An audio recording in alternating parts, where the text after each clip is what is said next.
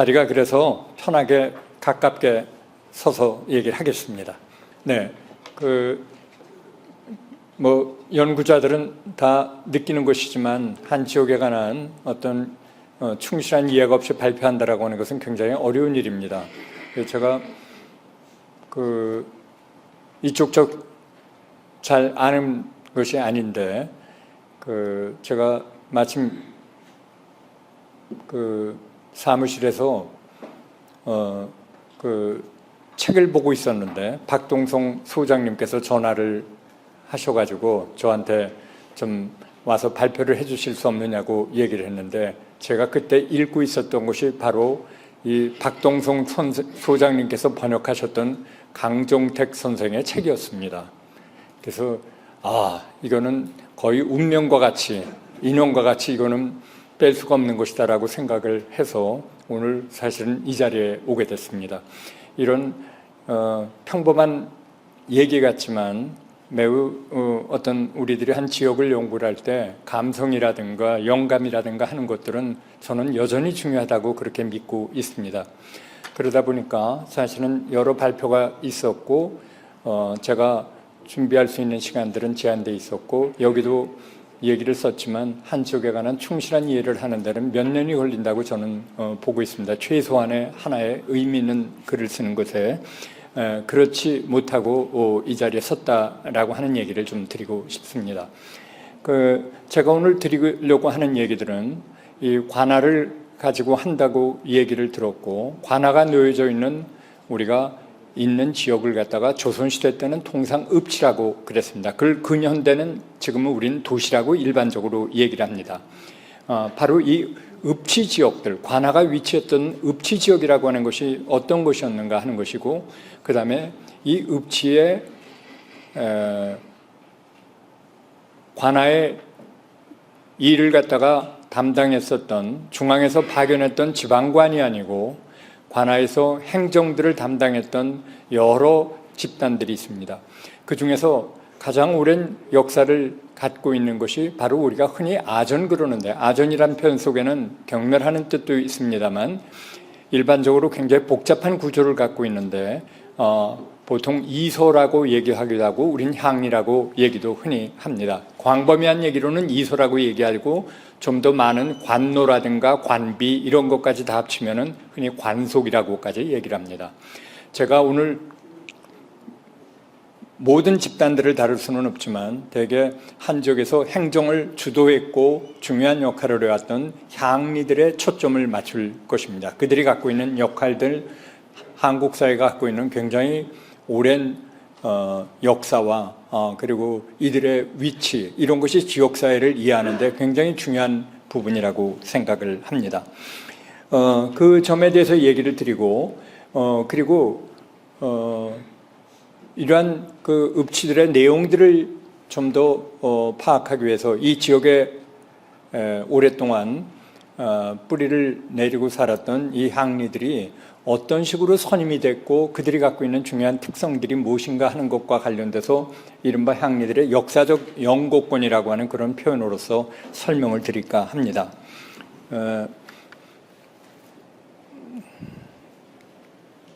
이제 저는 대체적으로 아마 한 5가지 정도를 얘기 드릴 것 같습니다. 하나는 이사체제라고 하는 게 어떻게 역사적으로 전개가 되어 왔고 또 여기에 대한 한국의 특성이 무엇인가 하는 얘기를 드릴 것입니다. 왜냐하면 한국에서 이런 이소제도라고 하는 것은 중국의 제도가 하나의 주형입니다. 중국을 모델로 했고 이런 중국의 모델은 베트남과 한국에도 발전해 왔습니다. 그렇지만 역사적인 배경들이 중국과 다르다 보니까 한국이 갖고 있는 독특한 특징들을 갖고 있고 그것이 한국의 중요한 모습을 형성을 하고 있고 이것은 단순히 전근대에 그치지 않고 근현대 이후까지 이어지고 있다라는 말씀을 드리고 싶습니다.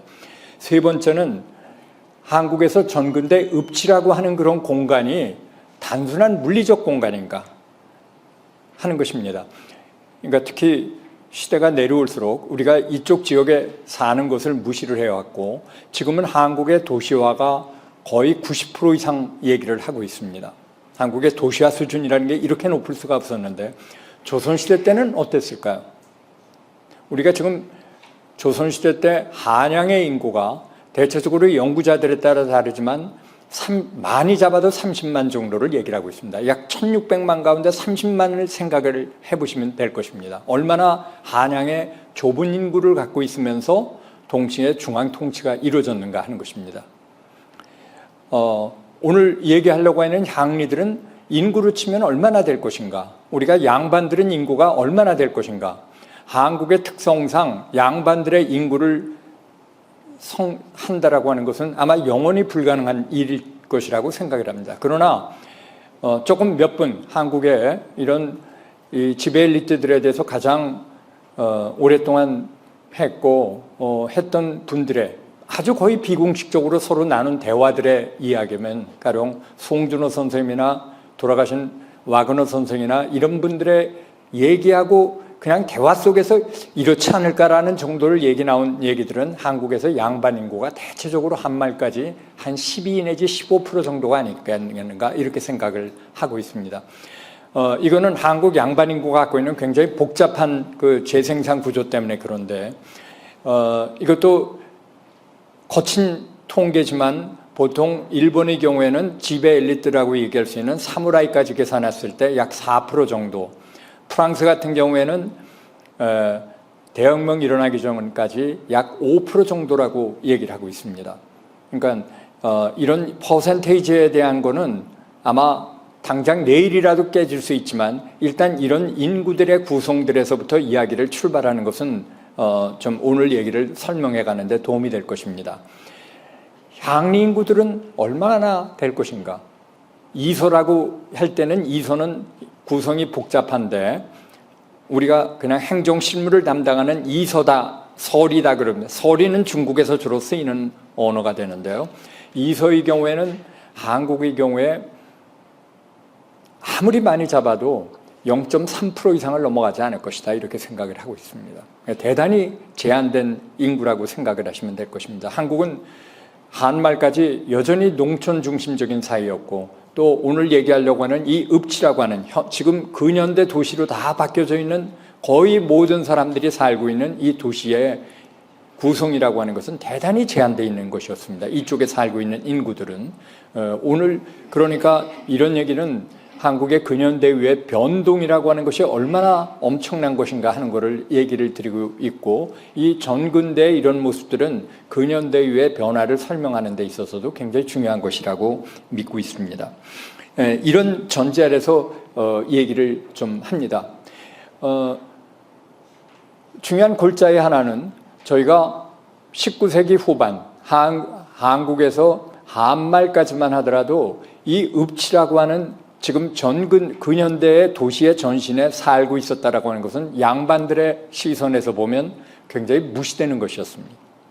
이쪽은 세속의 공간이었고 양반들의 어떤 의리의 실천 공간이 아닙니다. 여기에 사는 향리들은 그 자체로서 무시가 되어 왔고 그랬다라고 하는 것입니다. 이것은 한국 역사로 치면은 불과 150년 정도밖에 되지 않습니다. 그 이후에 한국의 도시화의 수준이라고 하는 것은 상상을 초월할 정도로 식민지기를 겪으면서 높아졌습니다. 바로 이런 그 조선 왕조에서 저희가 한국의 모든 가치체계에서 최고의 우위를 놓고 있는 지금도 여전히 의리라고 하는 그런 것들에 대척되는 개념으로서 속과 이라고 하는 세계가 바로 읍지를 중심으로 이루어졌던 가치의 체계고 이것은 사실상 한국의 근현대를 만드는데 굉장히 중요한 역할을 해왔다 하는 얘기를 좀 드리고 싶습니다. 마지막으로는 향리계급의 역사적인 연고권, 이 얘기는 무슨 얘기인가? 과거 제도를 통해서 과거 제도는 여러분들 아시겠지만은 이 동아시아 관료 체계의 가장 합리적인 인재 선발 제도라고 얘기할 수 있습니다. 이편무방이라고 그래서 어떤 인재를 선임하는 데 있어서 어떤 데도 그 지역에 구분 없이 해야 된다라고 하는 것 때문에 이런 사람들의 지위라든가 관계없이 뽑겠다고 하는 그런 거는 동아시아 이 관료 체제를 구성하는 굉장히 중요한 핵심적인 제도라고 얘기할 수 있습니다. 한국은 잘 아시겠지만 문과 제도를 통해서 약 14,600명 정도의 그 문과 급제자가 나오고 이 사람들이 한국의 중요한 관리들과 이거를 거의 다 맡았습니다. 그런 반면 또 이 향리들의 경우에는 굉장히 오랫동안 지역에서 행정실무를 담당했지만 이런 정도의 제도는 마련되어 있지 않았었습니다. 향리들은 그럼에도 불구하고 굉장히 오랫동안 한 지역에서 업무를 맡았고 이런 선임들이라든가 이런 경우는 어떻게 되어 왔는가 하는 것을 얘기를 하는 거예요. 무조건 향리의 후손이라고 해서 되는 것은 아닙니다. 먼 조상이 향리였기 때문에 향리가 되기는 하지만 향리 사회에서의 경쟁이라고 하는 것은 대단히 치열한 그런 상황이었고 그런 치열한 경쟁과 긴장이라고 하는 것이 이 향리 집단들이 근현대 이후에 한국의 중요한 엘리트 집단들로 배출되는데 중요한 배경이 됐습니다. 바로 이러한 다른 지역들의 풍부한 사례를 가지고 이 신창, 온양, 아산의 향리사는 어땠을까 하는 것들을 짚어보는 작업인데요. 개인적으로는 이런 작업을 할 때 사실은 장기간의 조사, 연구가 필요하지만 제가 할 수 있었던 것은 매우 제한된 시간이었습니다. 가능한 한 최대한도 할 수 있는 한까지 문헌들은 보려고 노력을 했습니다만 역시 충실하고 정치한 현지 조사들을 하지는 못했다 하는 얘기를 좀 드리고 싶습니다. 이제 이런 전반적인 내용을 통해 가지고 얘기들을 시작해 볼까 합니다. 이 19세기 제가 드리는 많은 얘기 가운데는 딴 지역의 사례들이 얘기가 들어가 있습니다. 아마 이걸 통해 가지고 이 지역의 이야기도 상상을 할 수 있을 것이고 또는 비교를 될 수도 있을 것이라고 저는 생각을 합니다. 19세기 후반에 이 동네 지역에 있는 향리들이 19세기서부터 시작을 해가지고 문집들까지 출간들을 하는 것들이 많이 나타나기 시작을 했는데 이 동네에 있는 향리도 문집을 낸 인물입니다. 이 인물이 자기의 후손들에게 남기는 유언 가운데 흥미로운 내용들이 들어가 있습니다. 그 앞에 여러분들께 그 내용을 여기서 다시 읽지는 않겠습니다만 간략하게 내용을 요약을 하면 이런 것입니다. 자기는 바로 지금 오늘 얘기하는 바로 읍치, 이건 성시라고 이쪽에서 표현을 했는데 조금 더 여러분들이 상상을 하신다면 신창이라든가 온양이라든가 아산 경우에는 그렇지 않은데 여기서 대부분의 전국의 한국이 조선시대 때 330개 정도의 읍으로 구성이 되어 있었고요. 조금 편차가 있습니다만 이 중에서 약간 비공식적입니다. 정확한 통계가 나오는 건 아닌데 한말 정도의 대체적으로 300개 정도의 읍성이 있었다고 얘기가 되고 있습니다.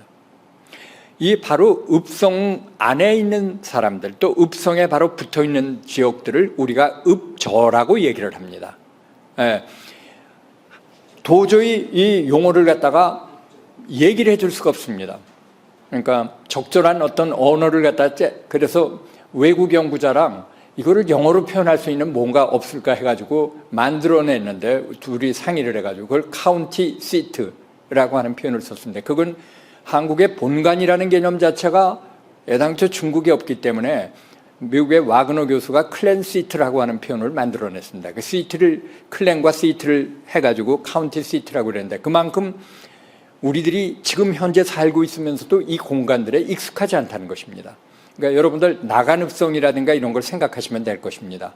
그러니까 성 안에 있고 성에 거의 붙어 있으면서 대개 살고 있는 부류인데 이 공간들은 대단히 제한되어 있습니다. 아마 나간 쪽을 가보셨거나 뭐 그런 분들은 알겠고 한국에 이런 읍성들 자체가 남아있는 데가 많지는 않기 때문에 근데 바로 이 사람은 이 동네 향리 박주연이라고 하는 인물은 어떤 얘기를 했는가 하니 내가 성 안에 말하자면 집이 있는데 이건 먹고 살기 위해서 할 수 없이 내가 여기서 있어야 되니까 이게 있어야 된다. 그러나 여기는 심성을 갖다가 닦거나 그럴 수 있는 지역이 아니다. 그래서 내가 별서를 하나 장만하겠다. 그래서 바깥에다가 집을 하나 장만하고 여기에서 틈만 나면 공부하고 해라 하는 그런 얘기를 하고 있습니다. 이렇게 두 가지를 말하자면 경영을 하는 거죠. 내가 살고 있는 지역들은 먹고 살기 위해서 할 수 없이 있지만 나 여기 있어야 될 게 아니다. 이건 인간적으로 해야 될 게 아니다라고 하는 그런 생각을 가졌다는 것입니다. 이런 부류들이 문제는 19세기 후반에 이 읍에 살고 있는 가운데서 많이 나타나기 시작을 했다는 것입니다. 바깥에.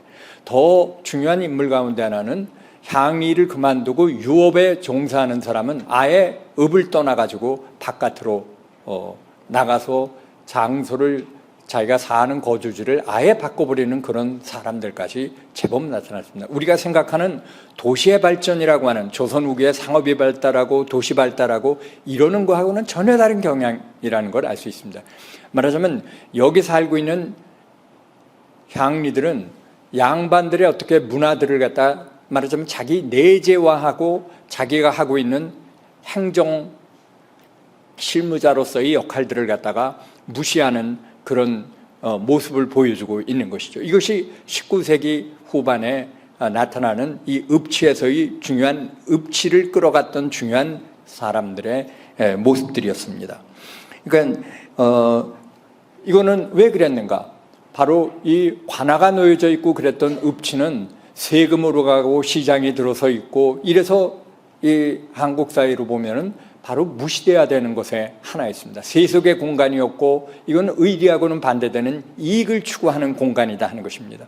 잘 아시겠지만은 한국에서 조선시대 때 가장 경멸해야 되는 언어의 하나는 바로 이익을 추구한다는 이익이었다는 것입니다.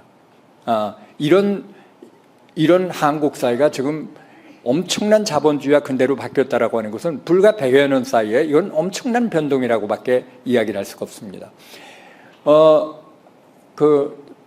천주교를 갖다가 박해할 때 박해했었던 여러 명분 가운데 하나도 바로 천주교 신자들이 복리를 추구한다는 것이었습니다.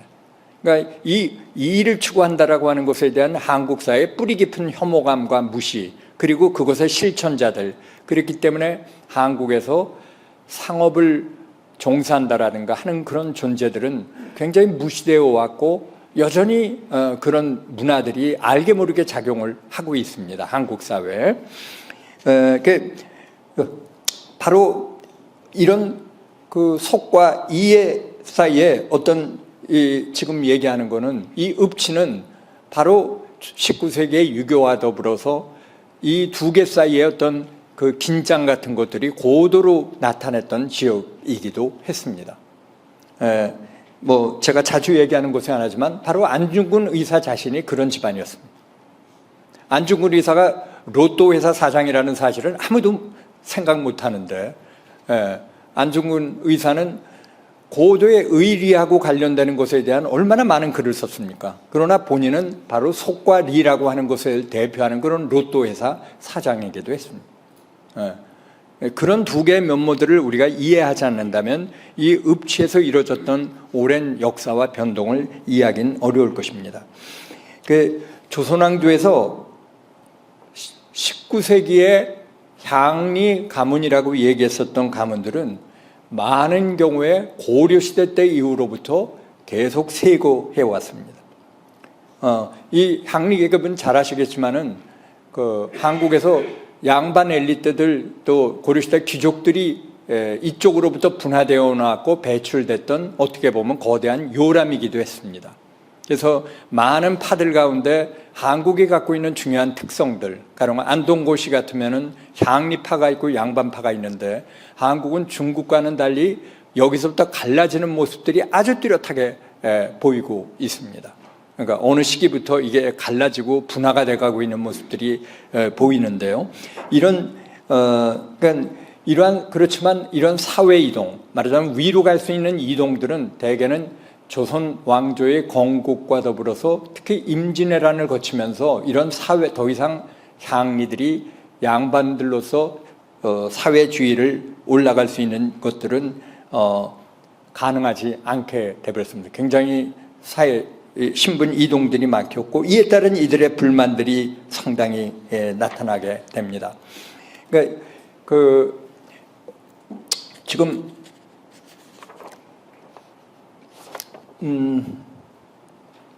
그래서 이제 제가 이 순서에서 주로 이사체제라고 하는 것이 무엇인가에 대한 얘기부터 시작을 하겠습니다. 이서제도라고 하는 게 앞서 얘기한 대로 중국을 주용으로 삼았는데요. 중국의 그걸.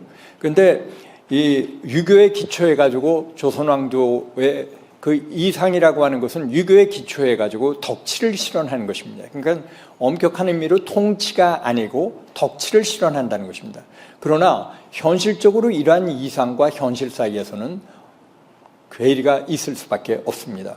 그래서 이 이서제도는 유교에 기초한 지배 엘리트, 이 4대부들 사회가 등장을 하게 돼서는 필연적으로 행정을 담반하고 이를 뒷받침할 수 있는 서리제도, 이서제도가 필연적으로 중요하게 될 수밖에 없습니다. 그래서 일본의 유명한 동양사학자였던 미야자키 이치시다는 중국사에서 송대 이후의 4대부 사회의 등장이 곧 이서사회의 등장이다. 그래서 이것은 거울의 앞뒷면과 같은 것이다라고 얘기를 했습니다.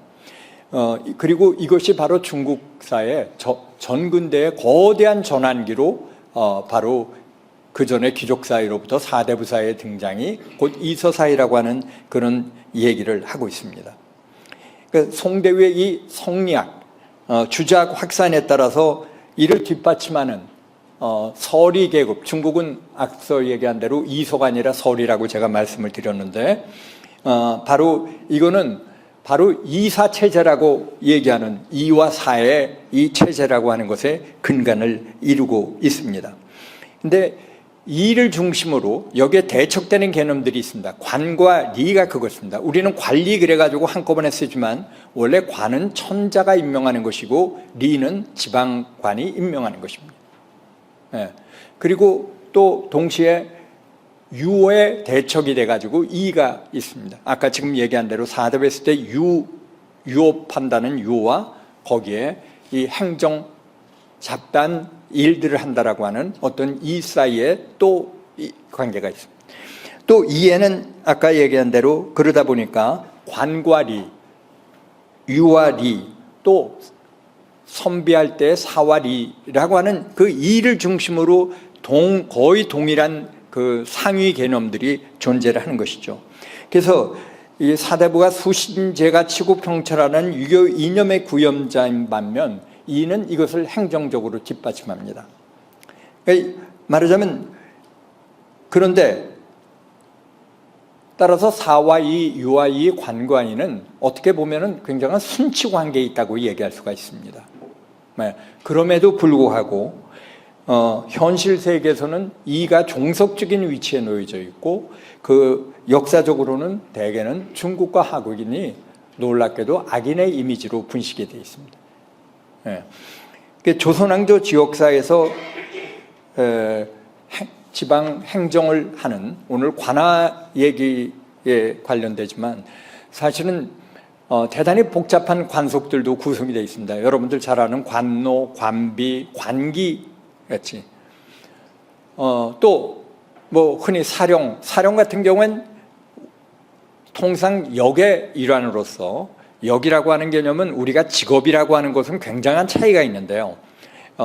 이 조선시대 때는 모든 사람들이 역을 지게끔 되어 있었습니다. 근데 그게 실제 현실하고는 맞지 않는 분야가 많이 나타나게 됩니다. 가령 같이 근무를 하더라도 사령과 같은 경우에는 각 면에서 선발해가지고 일을 하게 합니다. 관노는 대개는 지역에 예속이 되어 있습니다. 각자들마다 그 놓여져 있는 상황들이 다 차이가 있었던 거죠. 여기에 그 구성들에 대해서 상세하게 얘기는 더 드리지 않겠는데요. 다만 이제 아까 이서라고 얘기를 했었는데 한국에 이서는 통상 고려시대 때 조선 전기만 하더라도 대개는 동질적인 향리 집단들이었습니다. 한 지역에 오래 살았던. 그러나 임진왜란이 지나면서 딴 사회적인 출자가 다른 많은 부류들도 이런 행정실무를 담당하는 이 집단들에 들어오게 됩니다. 제도적으로 이들을 막을 수는 없었습니다.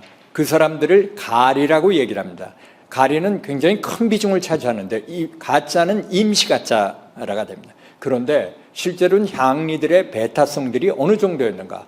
가리로서 이주해 왔는데도 불구하고 300년 동안 여전히 임시 가짜를 쓰는 가리 집단들을 형성을 했습니다. 물론 그리고 중요한 직책들을 그들에겐 배려를 안 합니다. 이거는 조선왕조가 종언을 고할 때까지 그대로 존속을 했습니다. 그래서 그 위에 뭐 조금 이 관하고 관련된 얘기가 되었으니까 통인이라고 그럴 경우에는 통상 대개는 향리들의 자제라든가 가리들의 자제들이 이거에 들어가게 됩니다. 따라서 사령이라든가 이런 경우는 전혀 사회적인 출자가 다른 것입니다. 또 뭐 가령 지역에 따라서는 취고수충이라든가 세학수 같은 경우들이 있는데 여기는 보다 전문적인 악가무를 해야 되기 때문에 이거는 대부분 그 지역에 있는 유명한 세습무가 집안들이 대부분 이거를 담당을 했습니다. 그래서 이 관속이라고 하는 거지만 이 구성이라든가 이런 건 편차는 매우 다양합니다. 그런데 이거를 바로 이들을 끌어가는 사람들이 바로 호장과 이방입니다. 이 중국의 이소제도에는 존재하지를 호장은 중국의 이소제도에는 존재하지 않습니다.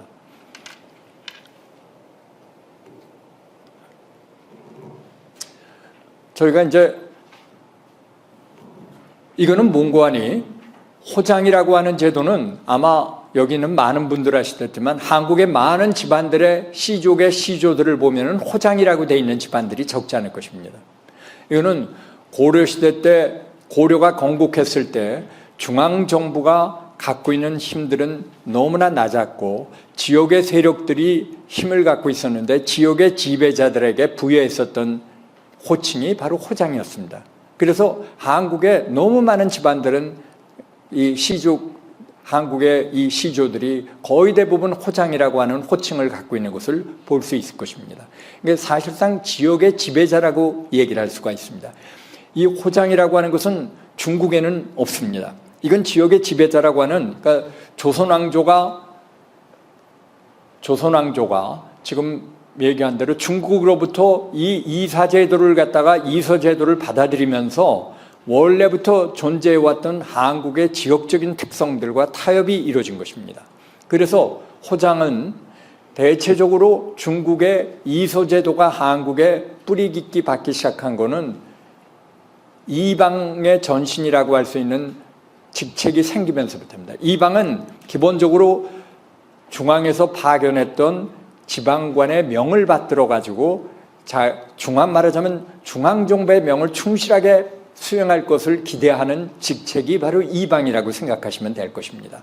그런 반면 호장은 그 지역에 있는 지역민을 대표하는 인물이라고 얘기할 수 있습니다. 같은 계급에서도 이 두 개의 상충되는 모습들이 중국에서는 존재하지 않습니다.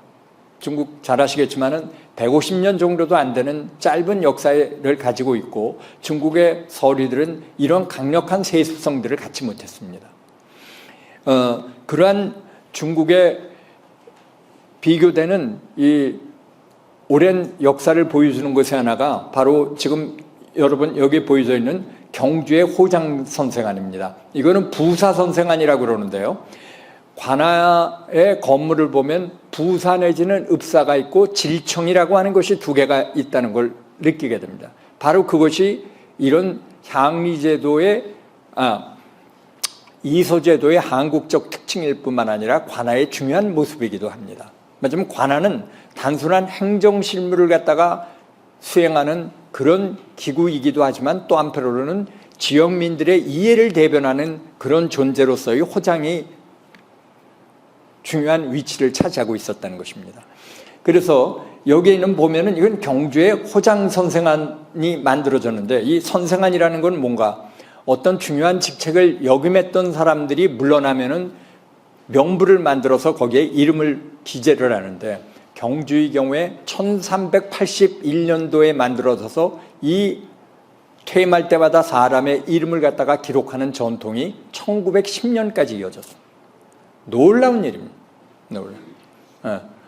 이거는 경주는 이렇고 아마 조선 전기에도 많은 것들이 없어졌을 텐데 이거를 경주 지역의 향리들이 보존하기 위해서 피눈물 나는 노력을 했습니다. 그 덕분에 임진왜란을 겪으면서도 이게 살아남을 수 있었습니다. 또 하나는 제가 얘기 드리는데 충청도의 경우에는 조사가 전반적으로 저의 기준으로 보면은 아직도 잘 이루어지지 않았습니다. 물론 경상도도 제대로 이루어졌다는 얘기가 아닙니다. 연구를 할 때 보면 정체하지 못한 조사들이 너무나 많아서 다시 새로 시작해야 되는 게 많은데 여전히 많은 거를 찾아야 되고 여전히 많은 걸 조사할 그런 게 있다는 걸 느낍니다. 이 경상도 지역, 전라도 지역에는 이러한 선생안들이 상당 지역에서 남아 있습니다. 원래 있었다가 없어진 지역들도 적지 않습니다. 경상도 71개 지역 가운데 현재 한 10여 군데가 남아 있습니다. 전라도도 비슷한 숫자입니다. 근데 지금 이 충청도의 경우에는 청안현에만 이게 남아 있습니다. 그것도 굉장히 늦은 시기입니다. 1771년입니다. 경주의 호장 선생하고 천삼 비교해보면 이렇죠. 아마 있었을 것입니다. 기본적으로는 향리들에 대한 평가, 조사 연구 이런 것들이 여러 가지 편견과 이런 것 때문에 제대로 조사가 되지 않았다 하는 얘기를 드리고 싶습니다. 이런 한국의 이 호장들과 관련되는 것들은 굉장히 중요하고 이 향리들은 가령 경주 같은 경우에는 이들을 관노들이 또는 관비들이 이들을 말로 한님 그랬다고 그러는데 이게 아마 마립간에서 비롯된 것입니다. 그만큼 위상들이 높았다는 것이죠. 마립간이라는 게 여러분들 아마 왕의 후신이죠. 정확한 해석이 되겠지만 그래서 이 호장의 위세는 대체적으로 시대가 내려오면서 약화는 되지만 그 지역의 전체 노비를 관장하고 관비를 다 관장하는 역할을 했습니다. 그뿐만 아니라 정초에 지역민을 대변해 가지고 마치 봉건사회의 모습과 같이 국왕에게 정초마다 가가지고 숙배를 하게 됩니다. 이런 의례를 담당한 것도 바로 이들이었습니다. 지역민들을 대변하는 것으로서 그 지역의 양반이 아닌 바로 향리들의 호장이 선택이 됐다는 것입니다. 그래서 아마 이걸 단순한 행정실무자라고 하는 개념 가지고는 이들이 갖고 있는 역할들을 충분히 포착할 수가 없습니다. 따라서 근데 사실은 이 지역들마다 대단히 복잡한 지역의 관행들이 있었고 한국에서 잘 아시겠지만 이런 지역 관행에 기초했던 민법 체계라든가 이런 것들에 대한 조사가 이루어진 것은 한말 일제시대 때부터입니다. 지역의 관행들에 대한 우리들의 조사 연구, 그러니까 한국의 민법들이 갖고 있는 많은 문제들이 있는데 이런 것들에 대한 조사가 조선시대 때 별로 제대로 이루어진 적이 없습니다. 왜? 기본적으로는 그건 지역에 맡겨놨던 그런 거대한 영역이 존재했다는 것입니다.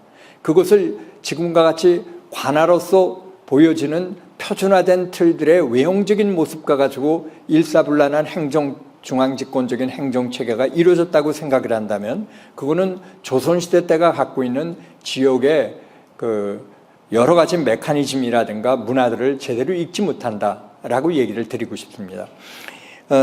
그래서 이 이소제도라고 하는 것은 사실은 좀 더 광범위합니다. 왜? 행정신무를 담당한다는 의미에서 한양에 경화전도 있지만 우리들이 흔히 이름을 달리하는 중인기술관들도 광의한 의미로는 행정신무를 담당하는 집단들입니다. 그런데 원래는 중앙정부에서 일하는 것들을 돕는 것을 목표로 만들어졌던 이 기술관들이 시대가 가면은 지역에 있는 상급 행정기관에 자꾸 파견이 됩니다. 통역에서부터 의학에서부터 미술이라는데 이건 사실은 지역에 있는 향리들도 충분히 할 수 있는 역할들이었거든요. 근데 굉장히 비효율적입니다. 어떻게 보면 중앙에서 파견하는 게. 그런데도 불구하고 이런 제도를 시행했다는 것은 지역에 있는 향리들에 대한 불신에 덧붙여가지고 중앙집권화라고 하는 것에 대한 끊임없는 중앙정부의 그런 게 있었기 때문에 이 중앙에서 지방으로 계속해서 파견하는 제도가 확충이 돼가고 있습니다.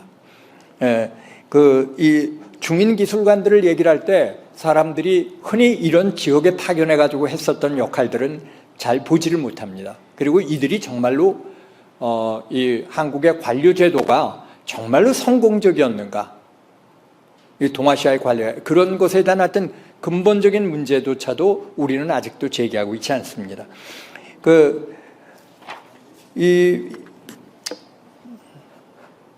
한국의 이 호장 제도가 갖고 있는 중요한 유산들이라고 하는 것은 한말의 지방 제도를 개엄할 때도 그 전에 향리들은 역을 지는데 따라서 국가가 녹봉을 지급하지 않습니다. 그렇기 때문에 다수의 인원을 두고 돌아가면서 일을 하고 나머지 시간에는 자기 업무라는 걸 목표로 했기 때문에 향리들의 그것을 액이라고 그럽니다.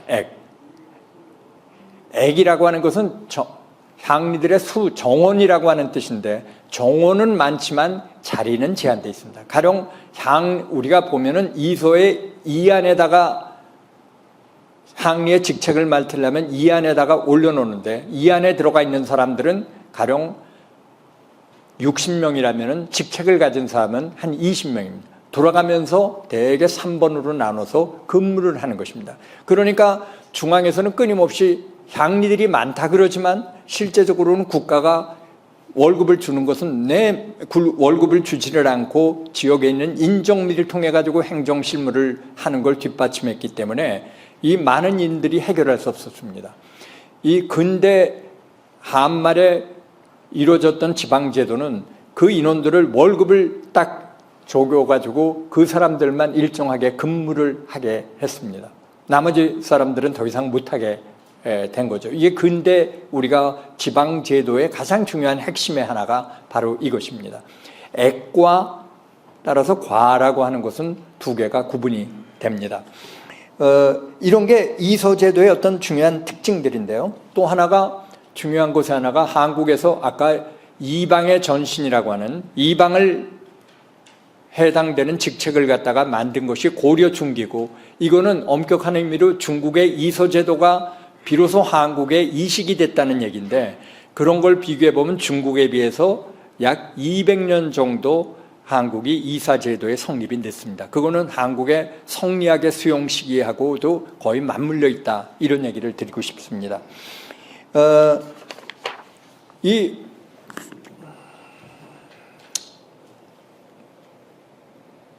이게 아까 이방들인데요.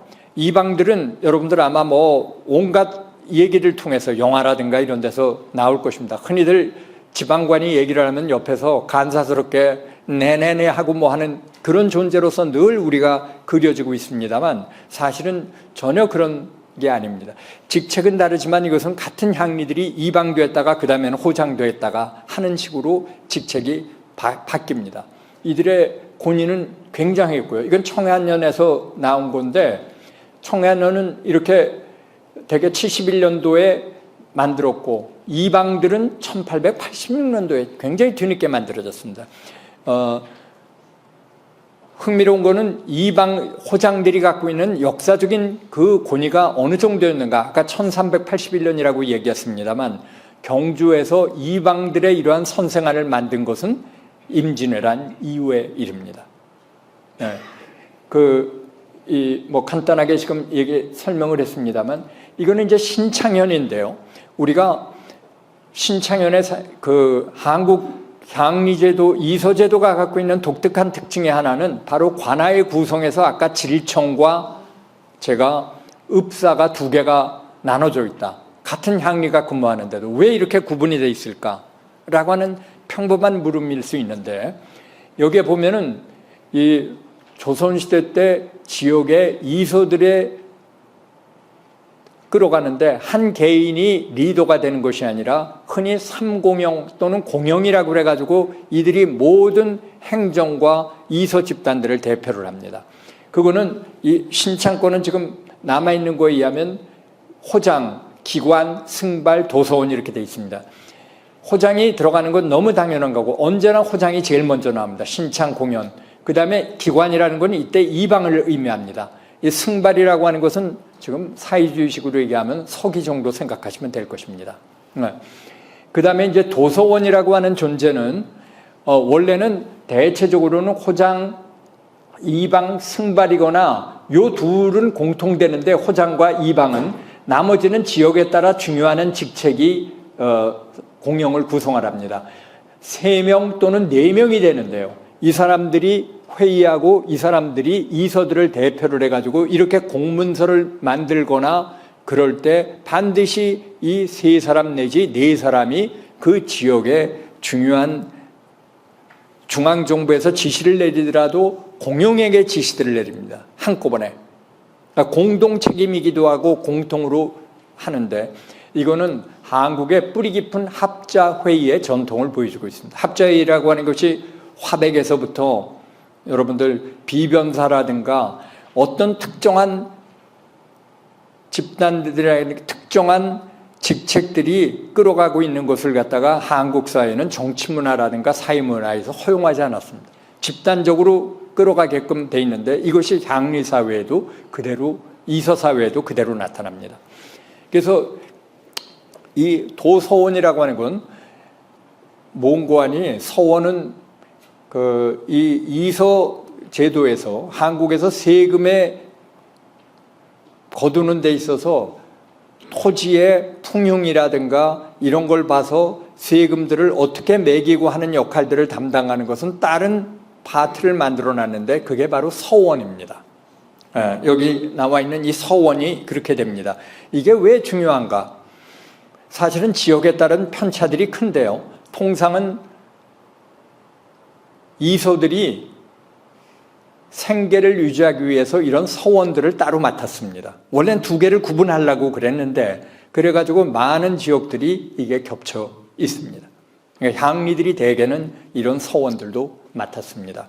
이런 공용제도, 바로 집단적으로 이렇게 이서 집단들을 끌어가는 시스템들은 중국 이서 제도에서는 보이지 않습니다. 굉장히 한국적 특징이라고 아까 호장이라고 하는 유산하고 일종의 절충이 이루어진 것이죠. 이거는 여기서 끝나는 것이 아니라 행정 메커니즘에서부터 시작을 해서 모든 데 작동을 하기 때문에 이거는 중요한 것이라고 얘기할 수 있습니다. 또 하나가 이제 중요한 얘기를 드린다면 저희가 멱사 연구자들은 아는 덩칸 교수라고 하는 분이 그 조선왕조의 기원이라고 하는 것을 써가지고 조선왕조의 성립이라고 하는 것이 4대 부사회의 성립이라고 하는 것이 아니고 고려기족에서 오히려 그 전에 향리들이 지역을 지배하고 있었던 것들을 중앙집권화가 완성된 것이 바로 조선왕조의 건국이다라고 하는 새로운 해석을 내놨습니다. 그러면서 향리들의 세력들은 조선왕조의 건국과 더불어서 지역 세력들이 무시가 됐고 모든 것이 중앙집권화의 중요한 부분이다라고 그래서 조선왕조의 기원을 그렇게 해석을 하고 있습니다. 그러나 아마 저 개인적으로는 덩칸 선생이 조선시대 때 향리 제도의 제도적 발전과 향리 계급들의 지속성들을 갖다가 충분히 파악을 했다면 아마 이러한 책을 쓰기는 어려웠을 것이라고 생각을 합니다. 중앙집권이라고 하는 를 위한 여러 가지 제도가 만들어졌는데 사실은 그 제도를 운영을 했던 것 자체가 바로 향리였기 때문에 그렇습니다. 거기에는 바로 고려시대 때하고 조선시대 때를 분가름하는 가명제도들, 그러니까 우리가 얘기하면 지금 관찰사라든가 이런 사람들, 이런 직책이 중요한 역할을 하게 되는데 이 사람들을 돕기 위한 새로운 제도가 만들어집니다. 그것이 바로 영리라고 합니다. 감령에서 근무하는 아전들이라는 뜻을 갖고 있습니다.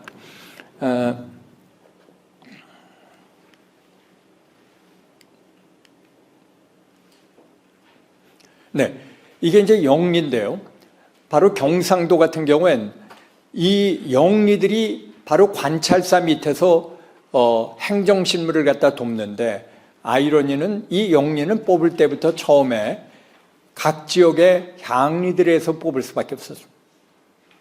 그러니까 실제적으로는 영리는 어떤 경우엔 지방간을 교체할 수 있을 정도의 힘을 사실은 갖게 되고 특히 조선전기 같은데 이들이 갖고 있는 위세는 어느 정도였는가? 바로 도선생이라고 그래서 관찰사들의 명단을 적은 책에 욕계알같이 적혀져 있는 것이 바로 영리들의 명단입니다. 어느 지역에서 누구 출신이고, 이 사람들은 각 지역에서 뽑은 다음에 근무를 마치면 돌아가는데, 실제적으로는 가면 갈수록 특히 안동 출신들의 경우에는, 경상도 같은 경우에는 임진왜란 거치면서 거의 안동과 안동 부근 출신들이 거의 독점을 하다시피 합니다. 자기네들끼리 하나의 세력화가 돼버린 것입니다. 비공식적인 영역에서 이루어지지는 않지만 많은 양반들이라든가 지방관은 이런 영리들을 의식할 수밖에 없습니다. 실제적으로는 암행어사가 누가 잘못했고 이런 것들의 조사를 다니고 그랬을 때 그 조사를 한 것들이 대부분 다 영리들입니다. 드물게는 그런 기록들이 남아도 있습니다. 이 도선생이라고 하는 것이 바로 그런 기록물인데요. 또 이런 영리들이 자기네들끼리 어떤 연망들이 형성이 되는데, 이거는 어느 정도였는가? 이거는 해주에 있는, 해주의 요 그림은 바로 해주에서, 해주의 감령의 영리들이 지방관과 함께 근무했던 것을 기념해서 만든 회화입니다. 조선전개회화, 해주에. 이 해주는 압도적으로 해주와 그 인근 지역 출신들의 감영 영리들이 나오는데요. 그 후손들은 물론 한국의 근현대 중요한 엘리트가 나왔습니다. 이 사람들은 근무하고는 자기 지역으로 돌아가서 다시 향리 역할을 합니다. 어떤 경우는 장기간 근무하기도 하고 있고, 이들의 위세가 어느 정도였는가를 보여주는 곳에 하나는, 이 경상도 같은 경우에는 1720몇 년경에 18세기 전반에 이 관찰사가 어떻게 영리들의 이름을 도선성 안에 넣느냐, 그래가지고 브레이크를 걸었습니다. 그 외에 이 영리들이 자기네들의 근무했었던 사람들의 명단들을 작성하는 선생안을 새로 만들기 시작을 하는데, 이 사람들은 왕조실록과 같이 이 안을 만든 다음에 세 군데다가 나눠서 없어질까 봐 비치를 해놨습니다. 이 기록문화 전통이라고 하는 것이 놀라울 지경입니다. 그 덕분에 하나의 부본이 남게 됐습니다. 안동 향리들의 위세인데, 동시에 이거는 조선 전기에 성주, 곤양, 성주, 김해, 고성, 성주 하는 식으로 광범위하게 여러 지역에서 배출했는데, 원래는 경상도는 71개 군현에서 뽑아오게 되어 있지만 현실적으로 그 많은 영리들이 필요가 없습니다. 그래서 고르게 뽑아오다가 가면 갈수록 아까 얘기한 대로 특정 지역 출신들이 독점을 했다는 것입니다. 이 해주, 이 정도의 회화를 갖다가 남긴다라고 하는 것은 이런 영리들의 위상과 자부심을 갖다가 보여주는 것이라고 얘기할 수 있습니다. 이런 영역들은 우리가 조선왕조의 굉장히 비가시적일 뿐만 아니라 비공식적인 영역에서 이루어졌던 힘이기 때문에 우리가 뭐 문집과 이런 내용들로 가서는 이런 내용들을 읽을 수가 없습니다.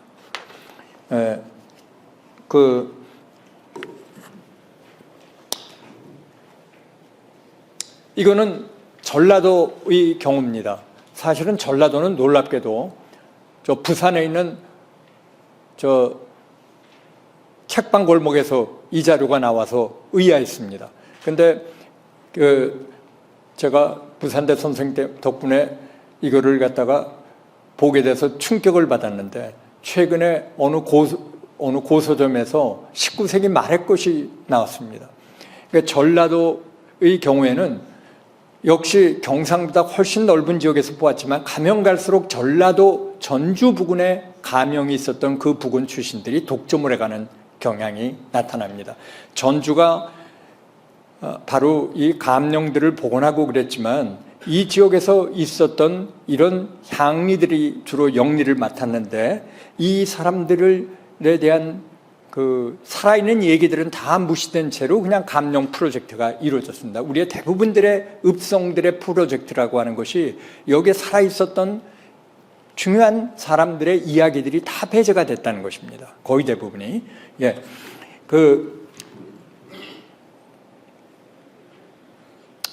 이건 충청도의 경우인데요.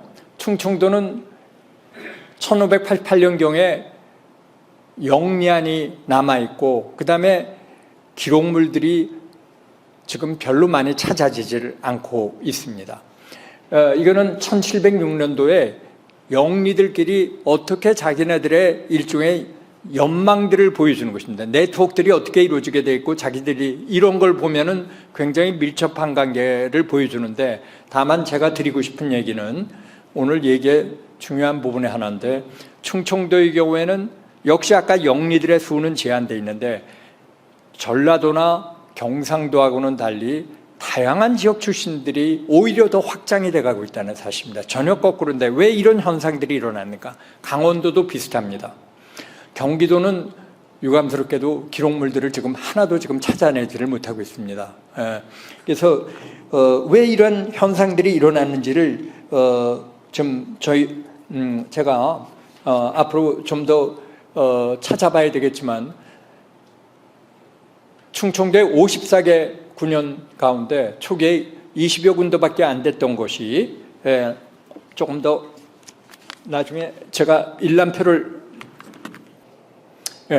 이걸 보시면은 느끼실 것입니다. 1588년도만 하더라도 24곳, 근데 1723년에는 대체적으로 32곳, 그랬다가 1889년에는 거의 45개인데 아마 거의 대부분이 지역이 아닐까라고 생각이 되는데, 이런 굉장한 개방성을 보이고 있습니다. 어떻게 해서 이런 현상들이 가능했는지, 앞으로 이것은 단순히 한 몇 사람 어떤 직책들에 대한 그 조그만 직책들, 그냥 행정 실무자들을 갖다가 그냥 뽑는 정도의 수준이 아닙니다. 이들이 갖고 있는 위세라든가 지역 행정에 있어서의 중요성 때문에 이러한 개방성들이 어떻게 나타났는지에 대해서는 앞으로 좀 더 연구가 되어야 될 것이다, 이렇게 저는 믿고 있습니다. 이게 지금 현재 아까 얘기한 대로 한국의 이소제도가 중국과 비교해서 나타났던 어떤 차이라고 얘기를 드리고 싶습니다.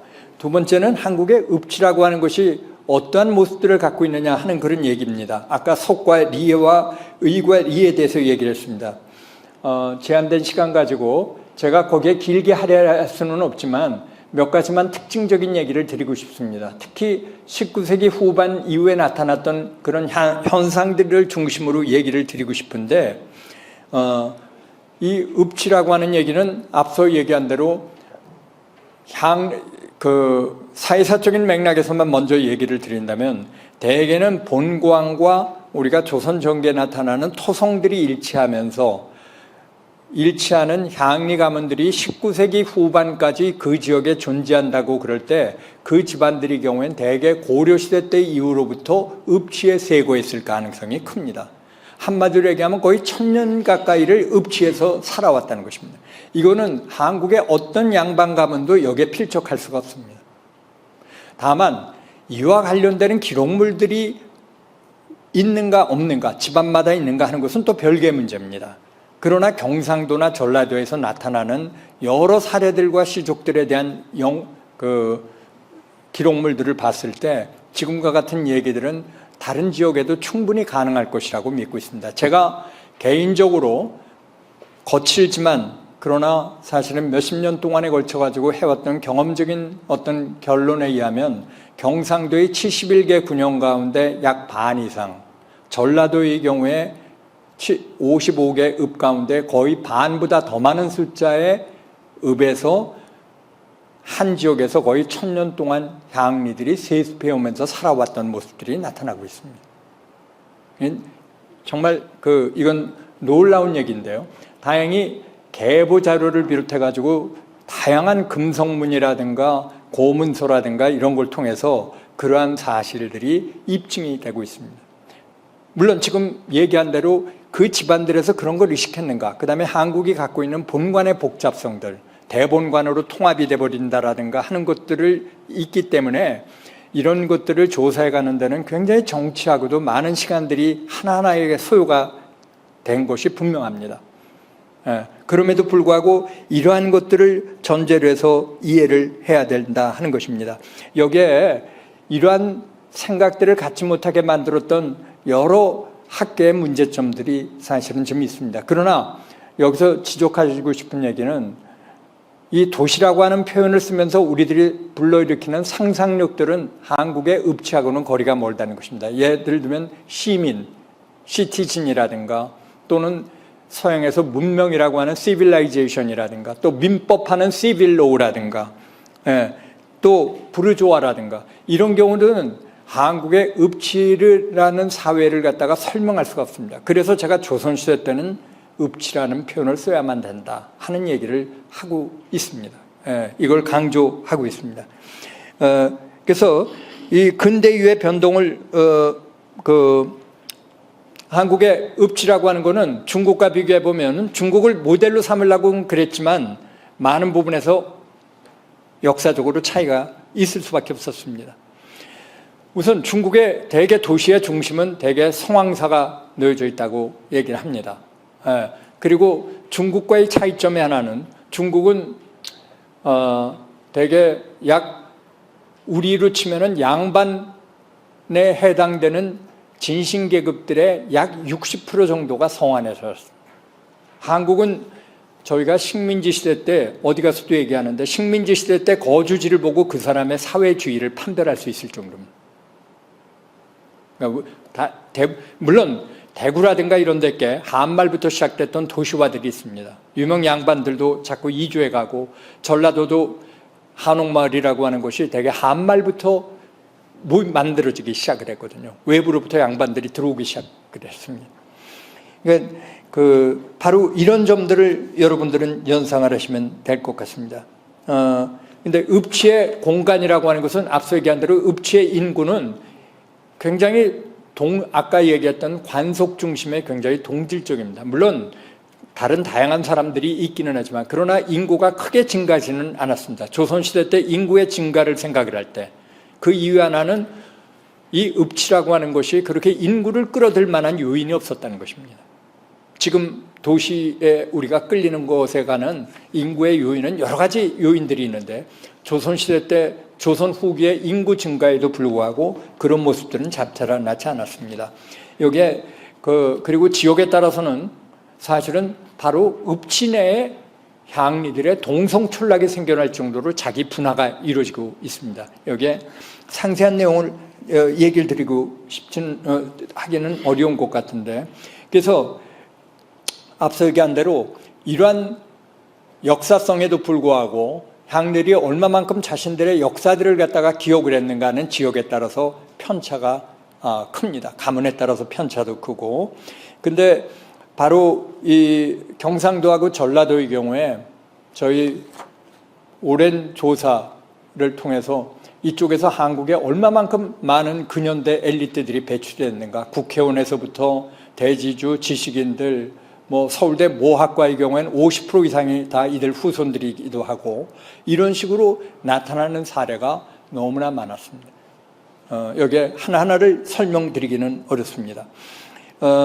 그래서 이 서세계에서 가장 중요한 건 아까 얘기한 대로 삼공용, 호장이나 이방을 얼마나 많이 배출했는가 하는 것입니다. 그런데 이들에게서 나타나는 중요한 특징이 하나는 사실은 항리들의 미덕이라고 하는 것은 어떤 것이었는가? 그냥 행정실무를 담당했는데 어떻게 이런 일들이 가능할 수 있을까?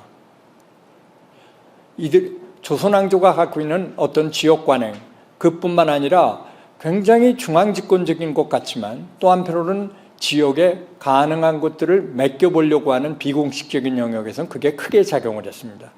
이러한 현상들을 단적으로 보여주는 곳의 하나가 토지조사 사업인데요. 광무용관의 조사 사업을 하고 나서 불과 10여 년 동안 된 토지조사 사업이 본격적으로 시행이 됐을 때 그때 토지의 세수 파악 대상이 2배로 늘어납니다.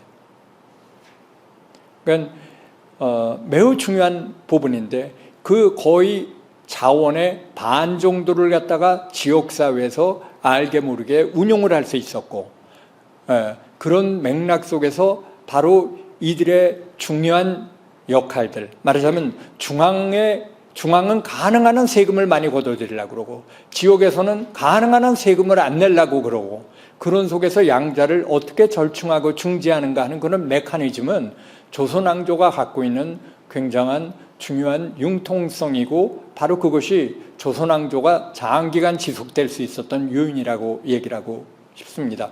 와그너 선생은 한국의 지배 엘리트들과 관련돼 가지고 조선왕조가 갖고 있는 굉장한 역동성 내지는 지역사회가 갖고 있는 힘들을 평가를 하는 데 있어서 무슨 얘기를 하는 거 아니 문과 급제자들이 경우에 과거에 급제해도 이 사람들은 일시적으로 관직을 하더라도 반드시 자기 고향에 돌아온다는 얘기를 했습니다. 그게 지금 현재 서울의 모든 게 블랙홀 같이 빨라들이는 거하고는 전혀 다른 차원의 얘기라고 얘기해 드리고 싶습니다. 그런 반면 향리들이 갖고 있는 이런 중재 메커니즘이라고 하는 것은 사실은 굉장한 것이었습니다. 여기에 그 제한된 시간 안에 제가 그 얘기를 길게 할 수는 없습니다. 그러나 하나로 이런 얘기는 좀 드리고 싶습니다. 읍지가 왜 그러면은 중요한 의미를 갖고 있는가?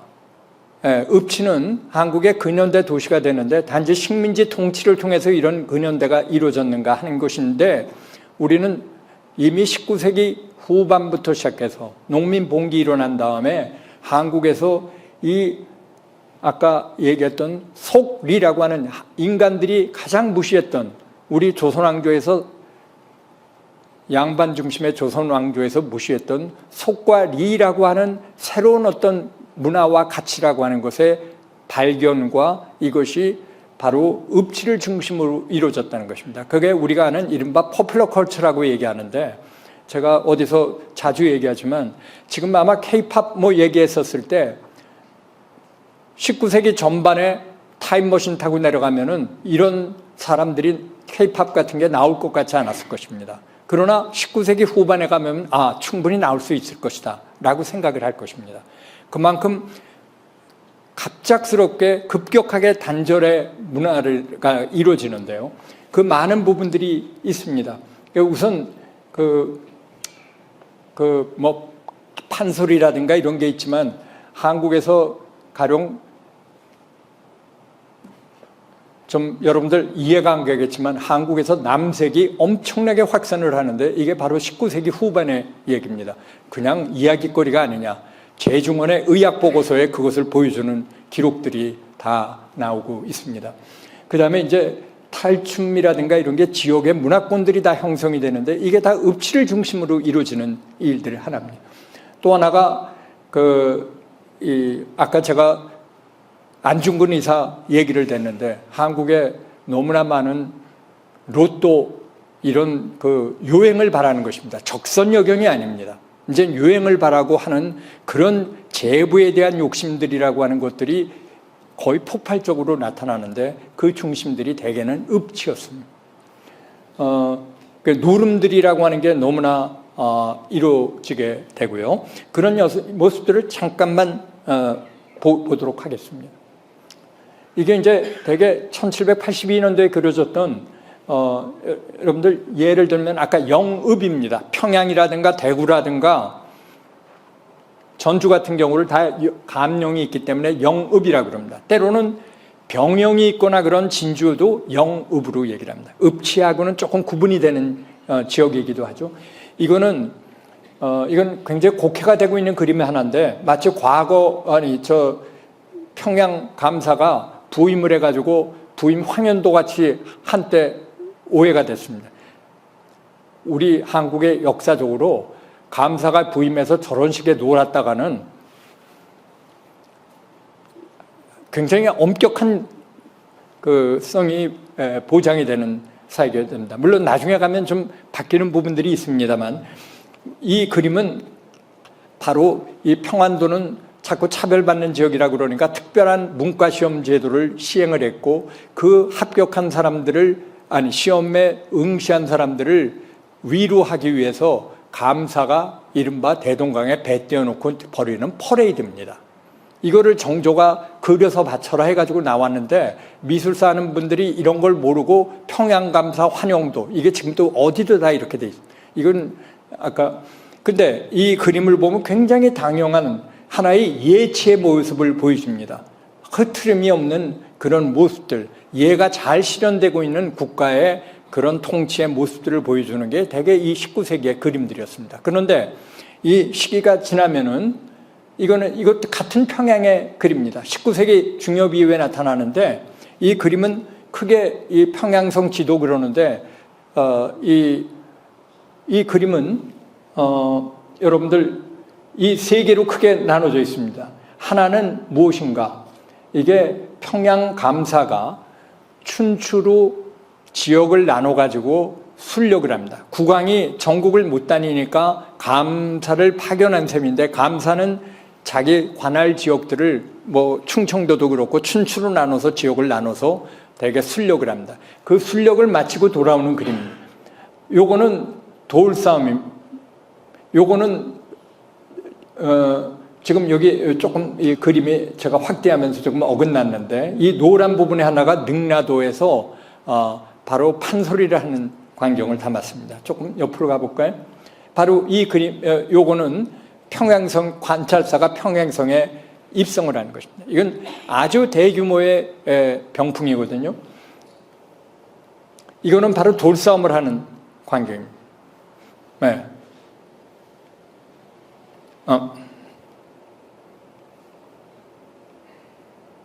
제가 요 하나를 뺐네요.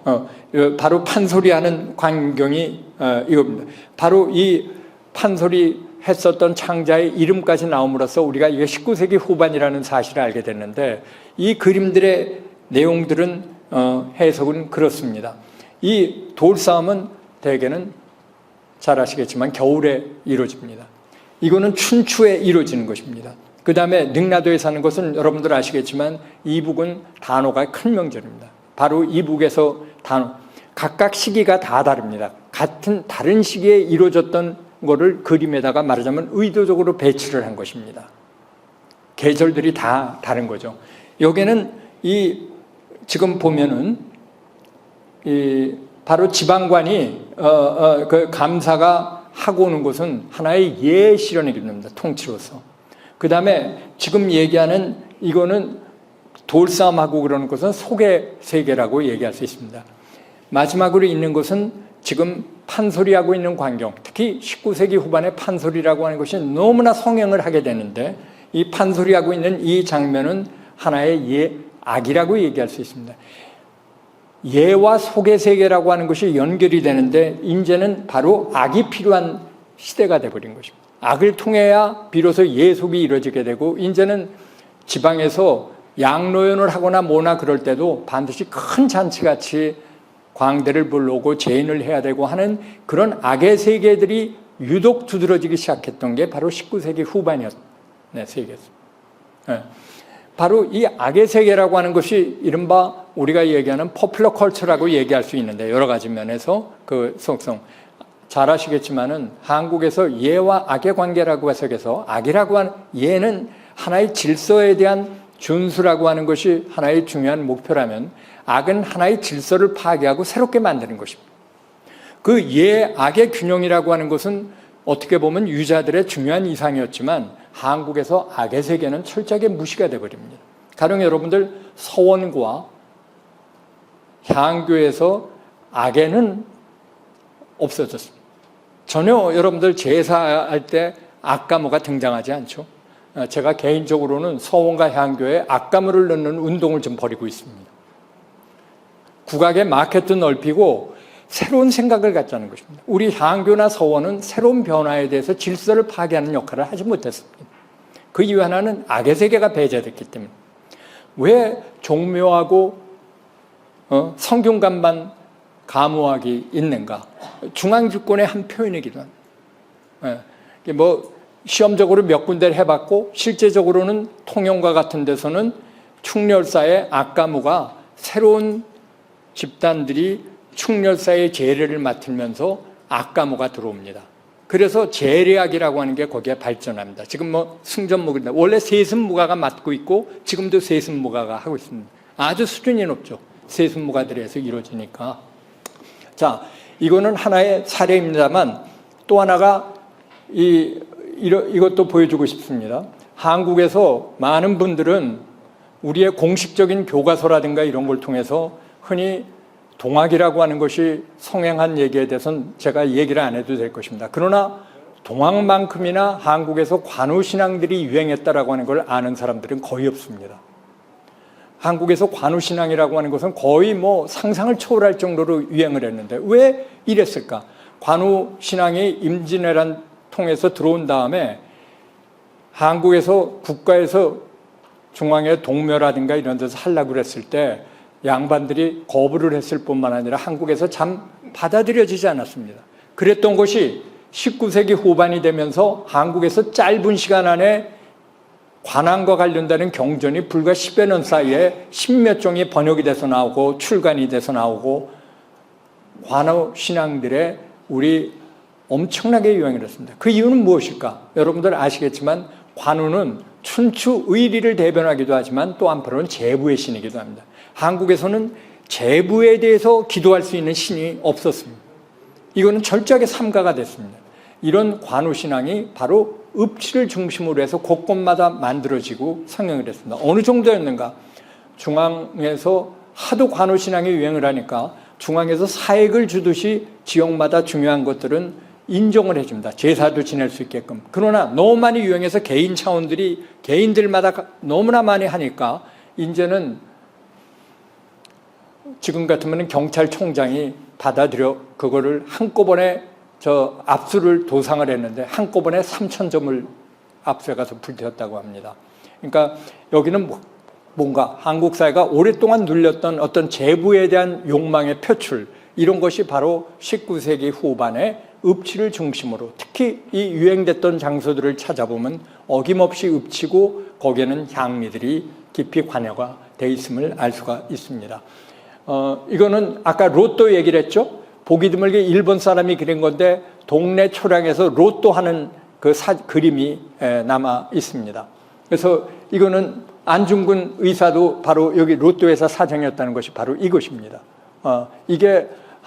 이거는 뭐 노름보다 너무나 엄청났으니까 이게 다 한국에서 19세기 후반에 읍치를 중심으로 이루어졌고 한국의 어떤 욕망들, 이에 대한 욕망들, 이런 것들에 대한 표출이라고 하는 것이 서구의 근대가 들어오기 전에 이쪽을 중심으로 해서 이미 근대가 만들어질 수 있는 분위기를 형성했다, 이렇게 얘기를 할 수 있습니다.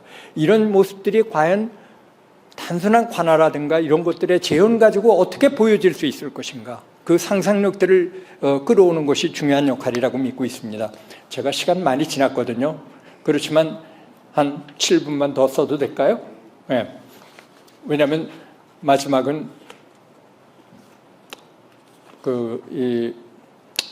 조금 이쪽 지역에 관한 나름 그냥 상당한 문헌들에 대한 조사를 통해서 이루어진 것입니다.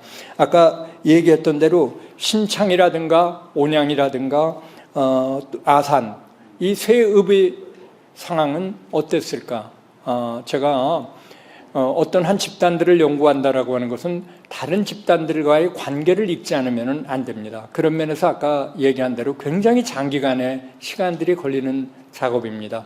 제가 주문받은 시간들도 제한되어 있었지만 그 전부터 조금씩 해왔던 것들은 있었지만 그것 가지고는 시간이 모자랍니다. 충청도 전반에 관한 조사들은 해왔다고 생각은 하지만 형잔조사는 경상도나 전라도에 따라갈 수가 없었습니다. 그래서 이 향리들이 아까 얘기한 대로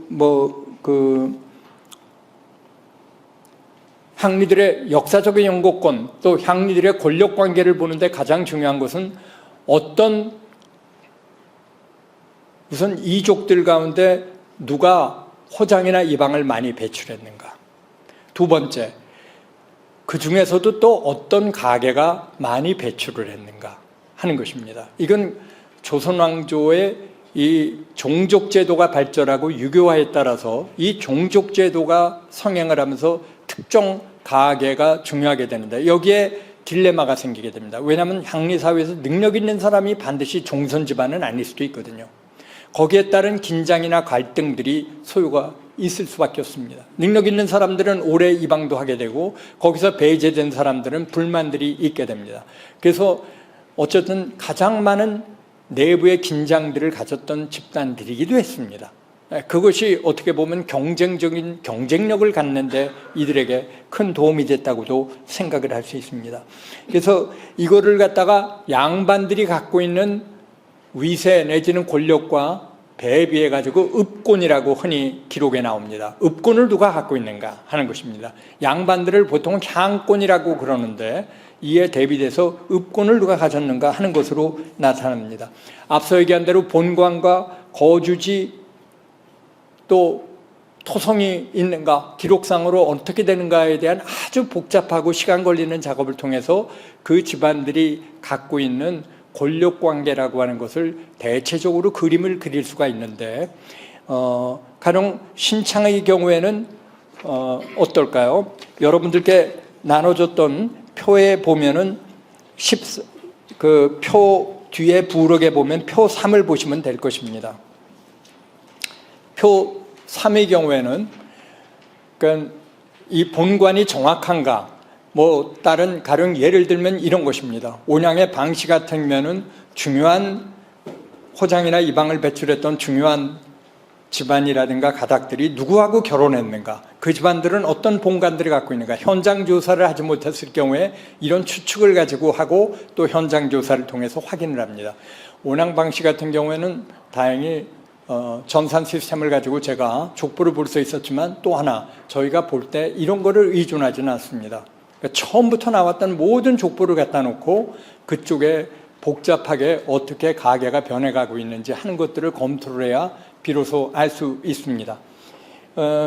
제가 여기 보면은 이 씨하고 박 씨가 신창의 그 전의 기록들은 적은데 1866년도에 나오는 이안을 보고 또 항렬자가 어떻게 썼는가 하는 걸 가지고 대체적인 어떤 권력 관계를 읽을 수가 있습니다.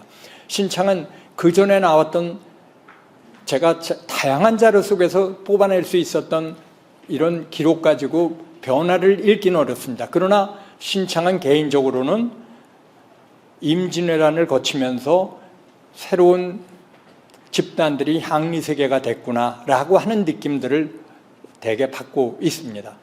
여러 가지 면에서. 그러니까 이런 걸 가지고도 우리가 지역의 어떤 변동 같은 거를 읽을 수 있다는 것입니다. 그런가 하면은 온양의 경우에는 아산의 경우에는 어떤가?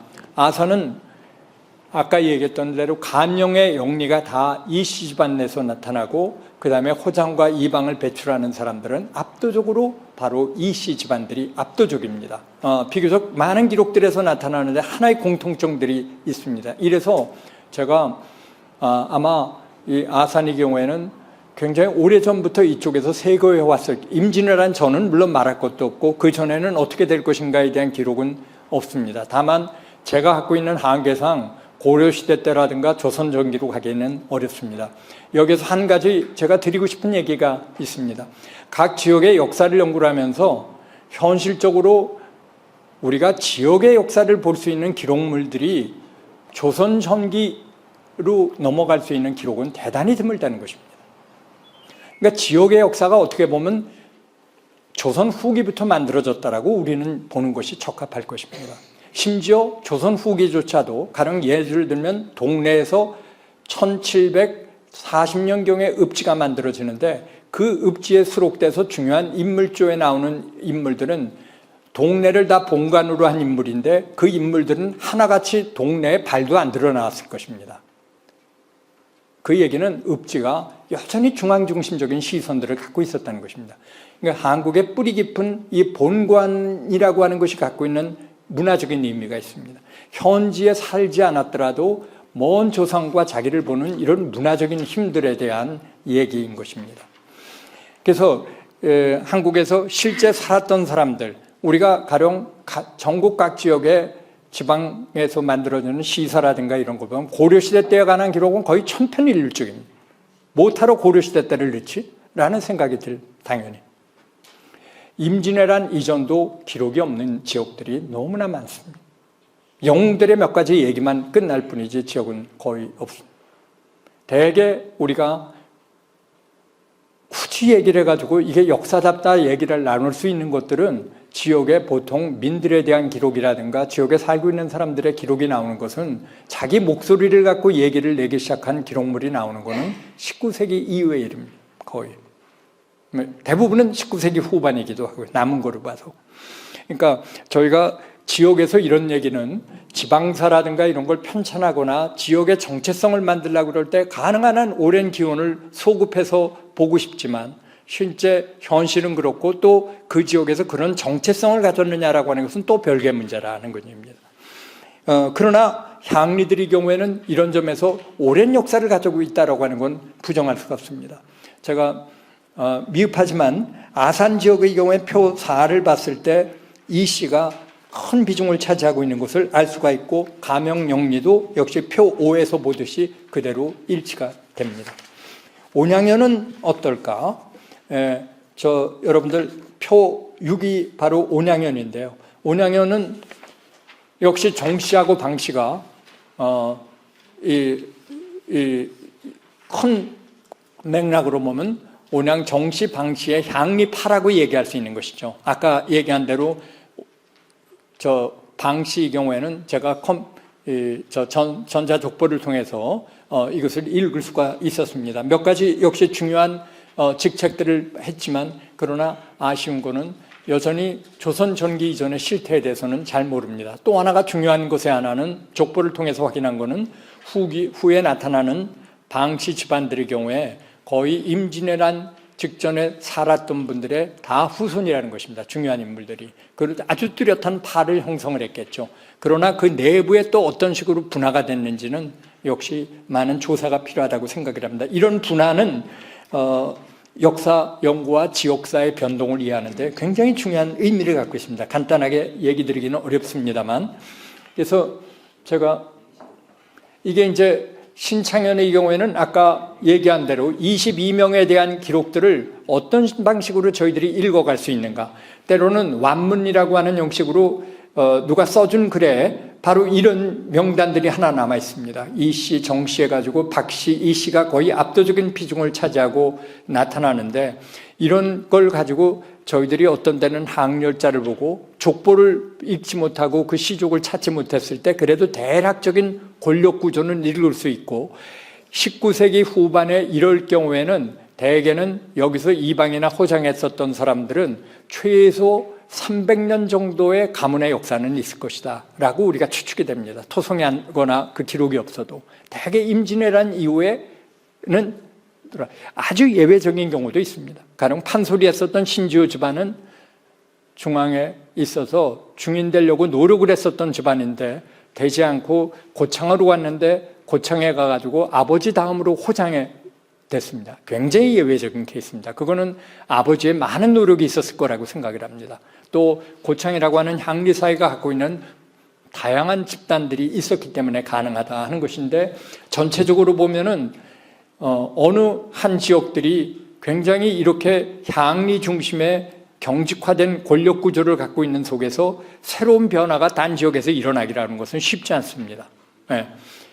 이게 돼 있고요. 그 다음에 이거는 바로 온양인데 온양 여러 가지 얘기했지만 온양도 선생안이라든가 이안들이 안 남아 있습니다. 다행히 제가 완문을 찾아가지고 완문에서 바로 여기에 완문이라고 하는 것은 아시는 게 있지만 어때 약속을 하는 것입니다. 간단하게 얘기하면 어느 걸 보장한다라고 하는 그런 글인데 거기에는 지방관뿐만 아니라 좌수 별감과 이렇게 향리들이 들어갑니다. 그런데 많은 지역들이 향리만 들어가는 경우들이 많습니다. 그 얘기는 향리들이 갖고 있는 위세를 보여주는 것입니다. 관청에 향리들이 약속을 해주는 것입니다. 그들에게. 그러니까 제가 얘기하는 거는 여기에 이 사람들의 이 온양에 지금 했었던 인물들 1841년도의 기록이거든요. 41년도에 바로 이 호장 이방 나눠 가졌습니다. 방씨하고 정씨하고 그리고 가장 중요한 직책들입니다. 그 사람들이 여기에 보면 이렇게 순서대로 위계서열입니다. 이게 이 위계서열로 나와 있는데 이 위계관계가 그대로 나타나고 있고 호장과 이방이 이렇게 나눠 갖고 있는 것을 볼 수가 있습니다. 물론 전씨는 여기서 온양전씨일 것입니다. 그러니까 그럼에도 불구하고 어떤 집안들은 향리 가문인데도 가면서 힘 자체가 없는 경우들이 있는 것 같고요. 아마 이런 기록물들을 제가 만들어 놓은 일람표를 보고 여기에 오랫동안 연구하신 분들은 아마 근현대 인물들 가운데 누가 이들의 후손일 것이다라고 하는 상상을 하시고 지금도 하고 계신 분들이 충분히 있을 것이라고 생각을 합니다. 제가 많은 시간은 걸렸지만 실제로 정치한 그런 내용들을 갖고 있는 기록상, 시간상 충분히 제시한 것은 아닙니다. 제 얘기는 이게 이쪽 지역사회, 아까 얘기한 대로 읍치를 연구하는데 왜 이쪽에서 살았고 이쪽에서 역사를 움직여온 사람들이 배제가 된 채로 얘기가 돼야 되는가라고 하는 아주 평범한 얘기에서부터 오늘 얘기를 시작을 했습니다. 마지막으로 얘기를 드리고 싶은 거는 지금 연구소에서 하고 있는 이런 관화 재현 프로젝트하고 관련돼 가지고 어려운 얘기지만 사실은 어떤 풍부한 서사를 만들어 갈 것인가, 어떤 의미 있는 서사를 만들어 갈 것인가 하는 것은 관청을 단순히 재현한다고 나오는 것은 아니라는 것입니다. 몇 가지 사례를 제가 저희 그냥 경험의 몇 가지를 얘기를 했습니다. 얼마나 연구자들이 풍부한 때로는 성공적이면서도 의미 있는 서사들을 만들어 가볼 수 있는가에 대한 사례를 매진말에다가 그냥 간단하게 좀 적어봤습니다. 읽어봐 주시면 좋을 것 같습니다. 제가 시간을 많이 초과한 것 같습니다. 네, 이것으로 마치겠습니다.